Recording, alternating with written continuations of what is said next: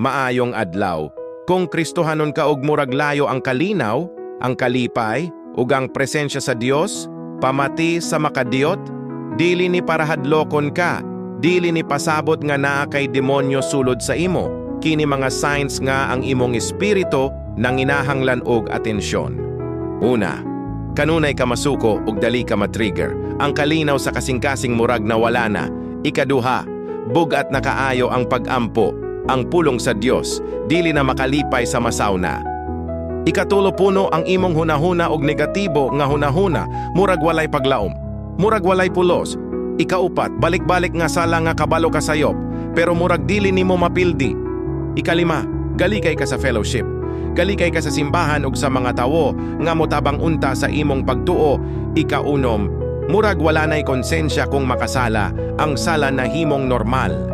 Ikapito, wala na'y kalipay bisan daghan kag blessing, kaya ang problema dili sa gawas, kundili sa sulod. Pero pamati pagayo, kung Kristohanon ka, ang Espiritu Santo nagpuyo na diha sa imo, mas gamhanan siya kaysa bisan unsang espiritu sa kangitngitan. Ang solusyon dili kahadlok, ang solusyon pagbalik kang Jesus.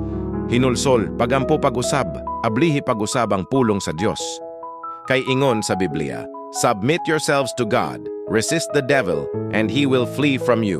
Kung na-bless ka ani nga mensahe, ayaw kahadlok mo hunong ug mo tan-aw sa imong kaugalingon, kay ang Dios andam gihapon mo ayo, mo restore, ug mo hatag og bag-ong sugod. Salamat sa pagpaminaw.